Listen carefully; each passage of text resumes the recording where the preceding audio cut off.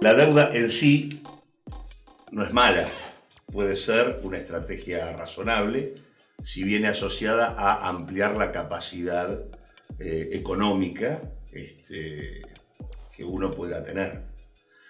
Y en este sentido, si nosotros tuviéramos deuda en la Argentina, porque hubiéramos ampliado nuestra capacidad productiva y hubiéramos financiado nuestro desarrollo, todo podría ser razonable. Ocurre que nada de esto fue así.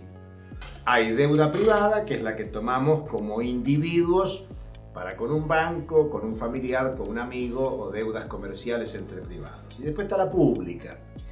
Y la pública es interesante porque tiene historia en la Argentina y en el mundo. En la Argentina hay que pensar en un préstamo que toma Rivadavia para desarrollar el puerto de Buenos Aires, y nunca llega el dinero en toda su magnitud, nunca se hacen las obras para lo cual fue contratado, y esa deuda pública contratada en la presidencia de Rivadavia con la banca Baring Brothers de Inglaterra terminó de pagarse 80 años después. Acotando un poco lo decía Julio, yo que he investigado bastante en el empréstito Baring, en el empréstito Baring realmente a la Argentina llegaron 96.133 libras en oro metálico, el resto en papeles que nunca fueron pagados. En definitiva, sobre 96.000 que la Argentina recibió, pagó 5 millones durante 80 años.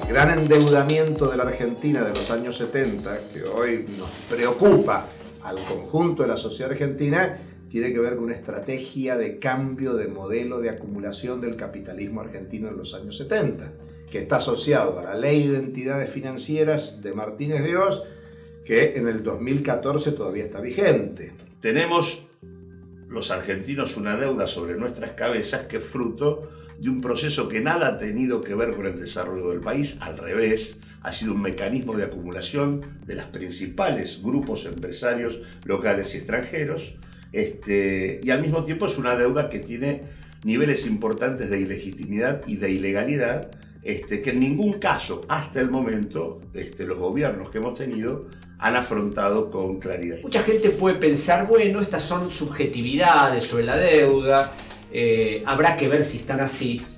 Entonces yo siempre tengo a mano que en el juicio que se hizo desde el 82 hasta el 2000, donde se investigó la deuda de la dictadura, 3 peritos del cuerpo de peritos oficiales, contadores de la Justicia Nacional, y 3 destacados economistas, uno de ellos, el doctor William Chapman, que fue propuesto nada menos que por la Academia Nacional de Ciencias Económicas, determinó con absoluta claridad que la deuda externa argentina no tenía justificación ni económica, ni administrativa, ni financiera, y que en una enorme cantidad de casos se desconocía el destino de los fondos, y tan ilegales eran que cuando se allanó el estudio de Guillermo Walter Klein en el año 1984, se vio que todas las operaciones se hacían en ese estudio privado, cuando Klein era secretario de Programación y Coordinación Económica, y después pasaban al Estado Nacional. Es importante tener en claro que en el caso argentino,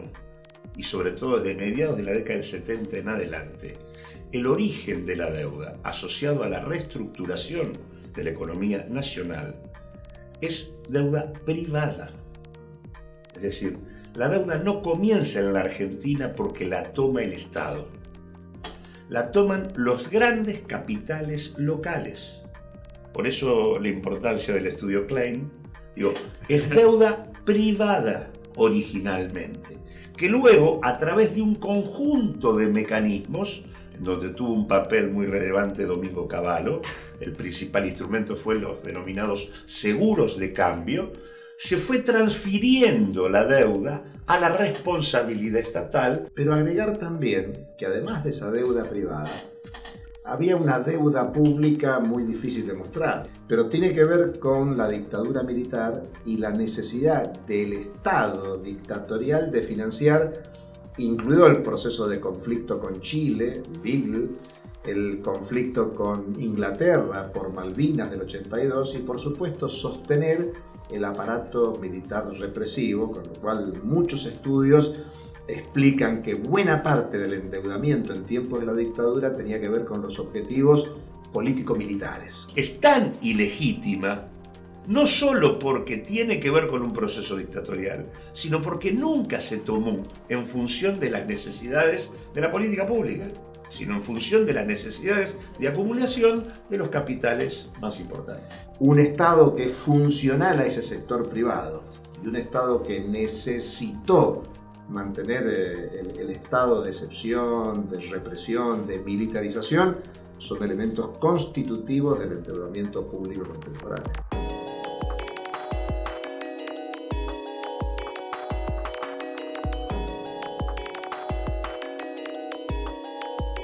Yo me acuerdo que en 1984 Martínez Dios fue a declarar a la Cámara de Diputados por el tema de la estatización de la Ítalo. Y de las 17 horas de charla quedó una frase que resume un poco todo esto. Y dijo que los que se asustan de este problema de la deuda no saben, textual, que la deuda no se paga nunca. Lo que se pagan son los intereses. Del 83 en adelante, que se abre la etapa con Alfonsín, comienza una etapa fundamentalmente de pago y refinanciación, ¿no? Y como los pagos y las refinanciaciones involucraban simplemente el pago de intereses y refinanciaban capital y nuevos intereses, hay un proceso de crecimiento de la deuda por este motivo en la etapa alfonsinista. El otro dato importante es que en 1985, ya estamos en gobierno constitucional en la Argentina, Fidel Castro, desde Cuba, convoca a una gran asamblea para discutir el tema de la deuda, que era un problema de la deuda latinoamericana. En el 82, México entra en cesación de pagos y se plantea la crisis de la deuda latinoamericana. El planteamiento de Fidel Castro en aquel momento fue crear un club de deudores. Así como había un club de acreedores, que era el Fondo Monetario, como el gerente del club de acreedores, había que tener un club de deudores. Y la verdad es que en la década del 80, la llamada década perdida, según la Comisión Económica para América Latina desperdició la oportunidad. América Latina no aprovechó el momento de la crisis de la deuda, de la crisis económica, de la crisis política de los 80 y para decir no al pago de la deuda.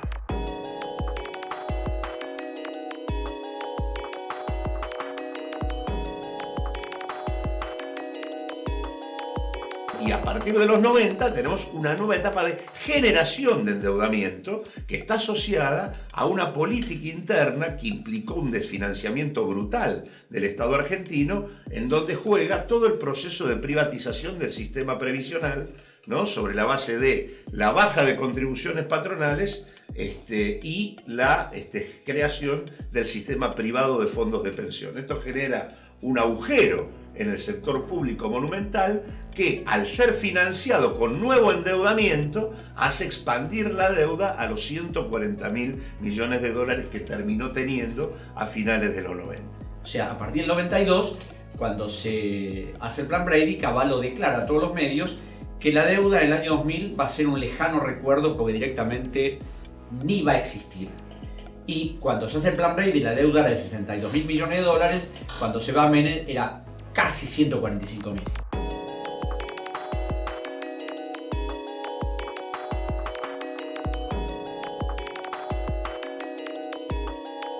En el 2001, cuando se plantea el default de la deuda eran 144.000 millones de dólares. El default solo fueron 100.000 millones a los tenedores de títulos, porque los otros 44.000 millones de dólares estaban en manos de organismos internacionales. El caso del Fondo Monetario, del Banco Mundial, del BID. Bueno, con los organismos financieros nunca hubo default. Y agreguemos que los tenedores de títulos a los cuales se le hizo la cesación de pagos, la mitad de esos títulos estaban en la Argentina. Parte importante en manos de las AFJP. Eran fondos de los jubilados que eran administrados por estas administradoras de fondos de pensión y jubilación. De allí en más comienza otra etapa, en el 2001 en adelante, que es la etapa en la que estamos, en donde pasamos de 140.000 a 250.000 millones de dólares que tenemos hoy, pero con una modificación en su composición. Es decir, ya no tenemos solamente acreedores privados, ¿no? Sino que lo que tenemos también es una deuda con organismos del Estado que han sido vaciados para poder ir pagando la deuda con los organismos multilaterales de crédito, por ejemplo el pago de 10.000 millones de dólares al Fondo Monetario Internacional, o la cancelación de la deuda que existía con distintos fondos de inversión, acreedores privados o los distintos grupos privados que eran tenedores de deuda argentina.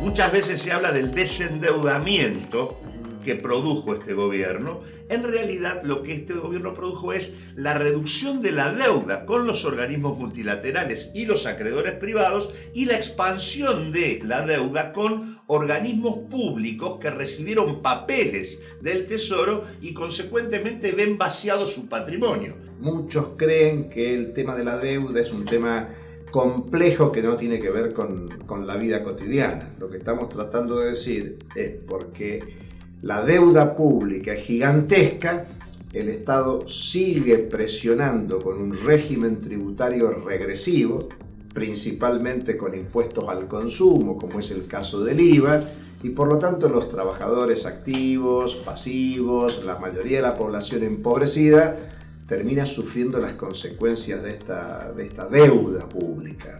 Entonces digo, la nueva etapa es una etapa de expansión de la deuda con cambio en su composición. Baja la deuda con acreedores privados y los organismos multilaterales y sube la deuda vaciando organismos públicos que son determinantes a la hora de mantener el valor de nuestra moneda. Digo, la destrucción del patrimonio del Banco Central impacta en términos inflacionarios y de poder adquisitivo para la población. La destrucción del sistema previsional y de su capacidad de detentar activos con los que sostener su financiamiento obviamente afecta el financiamiento de los saberes jubilatorios actuales y de los futuros. Y ahora, en las condiciones actuales, es interesante escuchar al presidente de Ecuador diciendo que Argentina no tiene que pagar la sentencia del juez Griesa. Es decir, que el tema del no pago me parece que es un hito importante, y en esto que vos consultabas sobre cómo juega el Estado, el Estado ha venido luchando por ganar la conciencia de la población de que las deudas se honran. Y la verdad que las deudas hay que honrarlas, pero no los fraudes. Y esto creo que es una frase que se le he sacado a mi amigo Olmos, pero es real. Las deudas hay que pagar y comprometerse a pagar las deudas legítimas. Lo que es ilegítimo, lo que es fraudulento, eso no se paga, eso es saqueo al pueblo.